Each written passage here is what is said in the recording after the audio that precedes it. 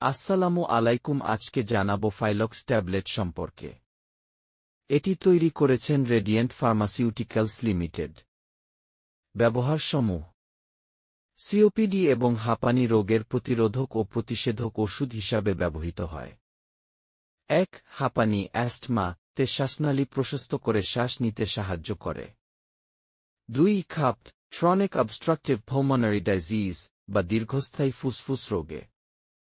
৩. বুকে জমে থাকা কফের কারণে শ্বাসকষ্ট হলে।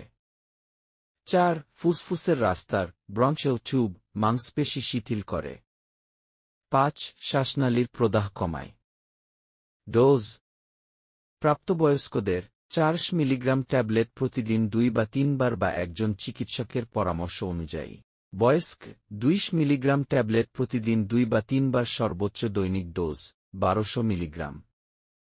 এ ওষুধের পার্শ্ব প্রতিক্রিয়া যেমন পাকস্থলীর অস্বাচ্ছন্দ্যবোধ, বমি, বমি ভাব, অধিক হৃদস্পন্দন, খিঁচুনি, মাথা ব্যথা, অনিদ্রা ইত্যাদি দেখা দিতে পারে। সতর্কতা: চিকিৎসকের পরামর্শ ছাড়া খাবেন না। যাদের হৃদরোগ, লিভার সমস্যা বা পেটের আলসার আছে তারা সাবধানে খাবেন। গর্ভবতী ও স্তন্যদাত্রী নারীদের ক্ষেত্রে সতর্কতা প্রয়োজন। ভিডিওটি যদি আপনার উপকারে আসে তাহলে অবশ্যই লাইক দিন, শেয়ার করুন এবং সাবস্ক্রাইব করে পাশে থাকুন। ধন্যবাদ সবাইকে। সুস্থ থাকুন, ভালো থাকুন।